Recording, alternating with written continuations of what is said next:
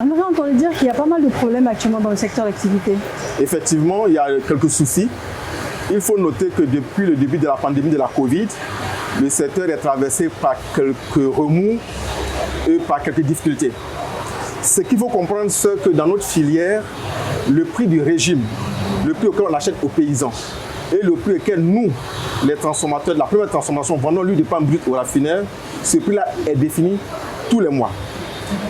Et la base des calculs, c'est le prix de l'huile de palme rouge sur le marché international, notamment le prix Rotterdam.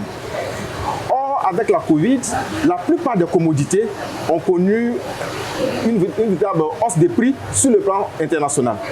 Donc si on veut se caler sur les prix internationaux, il va se trouver que l'huile de palme brute sera vendue aux raffineurs à des prix tels que l'huile raffinée ne sera pas accessible aux consommateurs. Consommateur final, d'accord. Mais les paysans estiment que c'est une situation bien pour eux, c'est normal, et qu'il faut qu'on applique la vérité des prix. En le faisant, tout le monde serait impacté. Donc il y a eu des arbitrages qui ont été faits par le gouvernement et on est arrivé à des consensus en ce qui concerne le prix auquel on doit payer les régimes aux paysans et le prix auquel nous devons vendre l'huile de palme rouge aux raffineurs.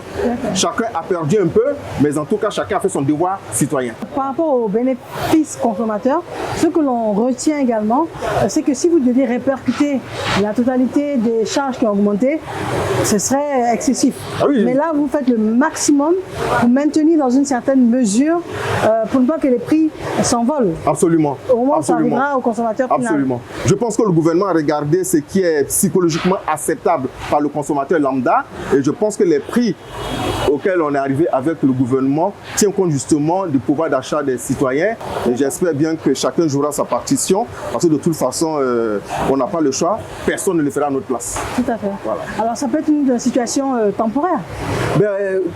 Prions que ce soit vraiment conjoncturel et que très rapidement on sorte de cette mauvaise passe parce que c'est difficile pour tout le monde.